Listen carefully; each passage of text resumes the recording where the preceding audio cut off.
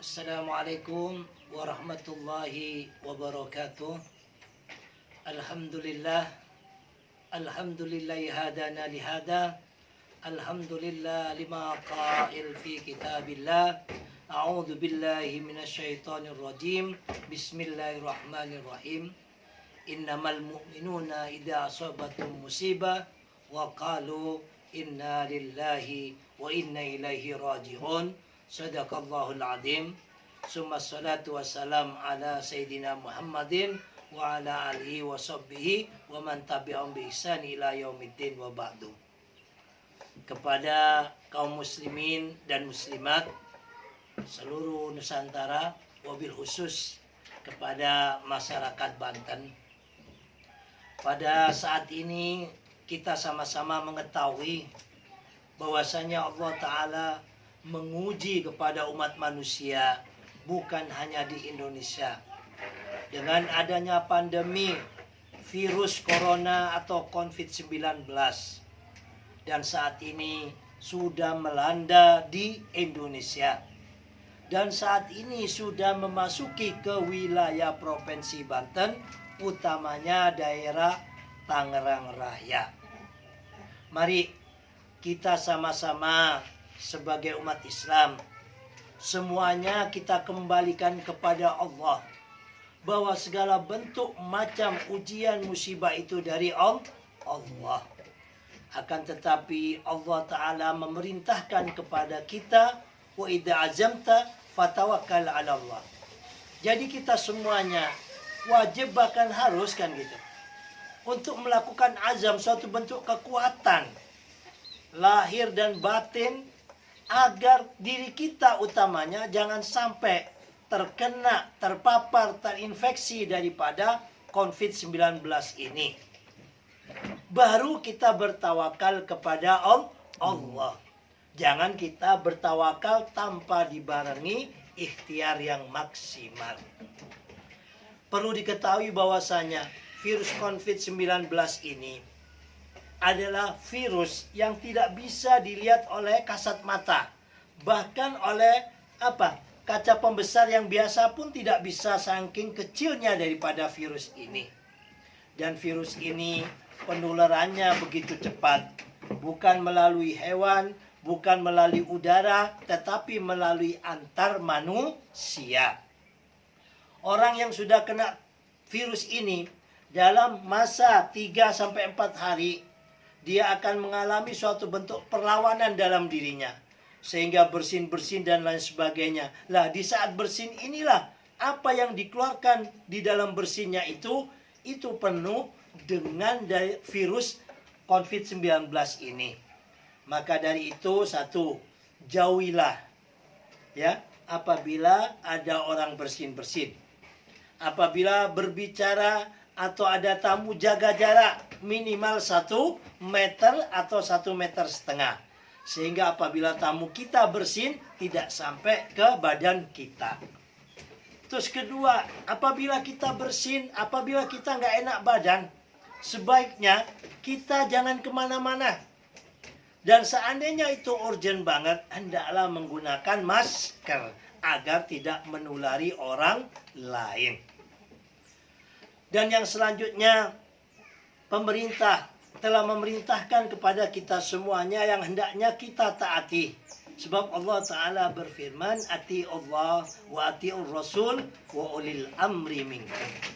Kita diperintahkan untuk taat kepada Allah, taat kepada Rasulullah, dan taat kepada ulil amri, pemerintah kita yang sah. Pemerintah kita, yaitu Bapak Presiden Jokowi berikut jajaran menteri-menterinya, di dalam menanggulangi COVID-19 ini memerintahkan kepada kita, salah satunya adalah apa? Social distance. Mencegah daripada perkumpulan secara sosial dengan banyak, untuk tinggal atau diam diri di rumah. Apabila tidak urgent betul, janganlah kita sampai ketularan daripada virus COVID-19 ini, sehingga kita memberikan mudarat atau bahaya kepada saudara-saudara kita. Virus ini tidak langsung mematikan, Akan tetapi apabila kondisi fisik antibodi kita, karena kita sakit, karena kita flu, mudah sekali terkalahkan sehingga kita meninggal dunia. Begitu juga orang-orang yang punya penyakit bawaan. Ini hati-hati apabila terkena virus ini. Contoh soal orang sesat, orang punya diabetes, orang punya ginjal. Kita sehat, tapi menulari saudara kita yang punya penyakit sebelumnya, maka akan membawa mudarat yang sangat besar. Dan juga kepada orang-orang lanjut usia di atas 60 tahun, karena fisik dan antibodi dirinya itu lemah, maka mudah sekali dikalahkan oleh virus COVID-19 ini. Dan juga apabila kita memang terpaksa belum bisa untuk menahan diri kita sehingga keluar rumah karena kepentingan pekerjaan yang sangat, maka hendaklah berhati-hati, jangan mudah memegang barang-barang kan gitu, dijaga tangan kita. Sebab sumber virus ini bukan dari udara, melalui orang yang megang barang kan gitu, yang sudah tertular, mereka pegang barang itu dipegang kita. Nah, kita hati-hati di dalam kondisi saat ini. Jangan sampai ataupun kurangi, atau kalau tidak terpaksa betul, jangan kita di perjalanan pegang-pegang hidung, pegang-pegang mulut, pegang-pegang mata. Sebab virus ini masuknya bukan melalui pori-pori, tetapi melalui daripada lubang diri kita. Dan selanjutnya, apabila kita terpaksa bekerja, waktu pulangnya jangan sampai langsung gendong anak kita, jangan sampai leha-leha duduk di kursi, tapi hendaklah kita mengubah cara pola hidup kita. Ya, sepatu ataupun sandal jangan sampai dimasukkan di dalam rumah, taruh di luar, dibungkus plastik kan begitu.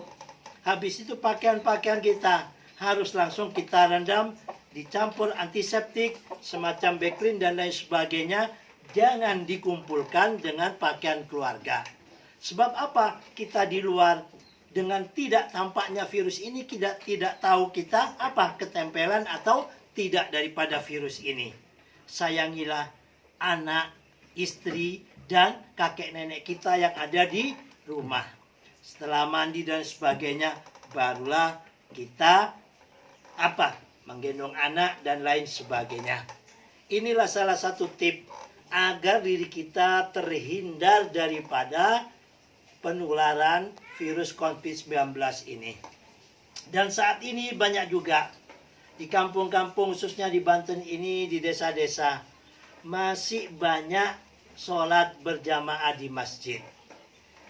Kembali kepada perintah Allah tadi, ati Allah wa ati Rasul wa ulil amri minkum. Kita wajib taat kepada Allah, taat kepada Rasulullah, dan pemerintah yang sah di tempat kita. Di Indonesia, presiden. Di provinsi, Bapak Gubernur.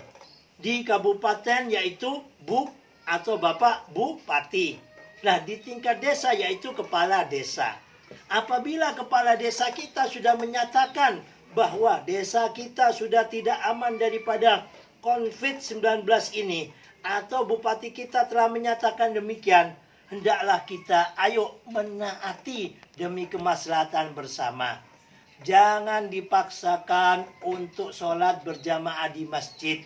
Ya, kata para sufi mengatakan, di mana bumi Allah, di situ kalian bikin sujud, itu adalah masjidnya Allah. Ya, jangan kita sok merasa paling hebat keislaman kita, merasa paling alim, tidak mau mendengarkan yang begitu.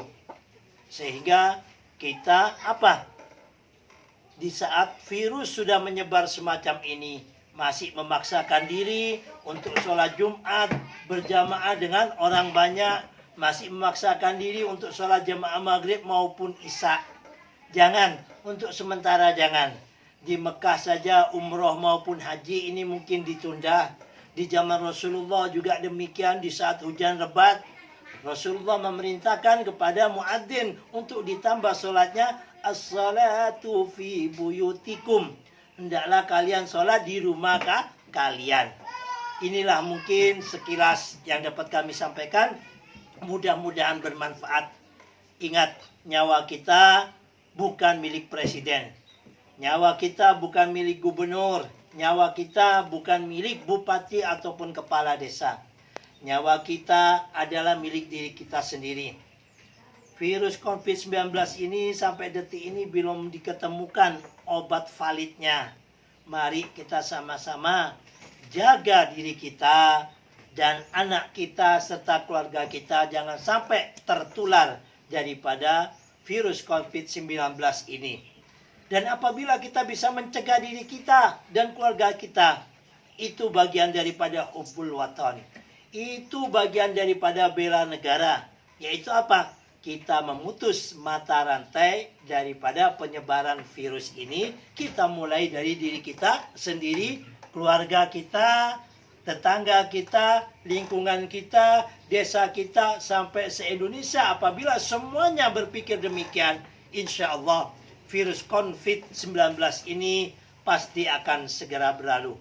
Semoga apa yang kami sampaikan ini dapat memberikan kemanfaatan buat kita semuanya. Usikum wa nafsi bitaqwallah laqad fajal muttaqun wallahu muwaffiq ila aqwamit thoriq. Assalamualaikum warahmatullahi taala wabarakatuh. Bela negara dengan tidak keluar rumah. Bela negara dengan menjaga diri kita jangan sampai tertular virus COVID-19. Merdeka, Allahu Akbar.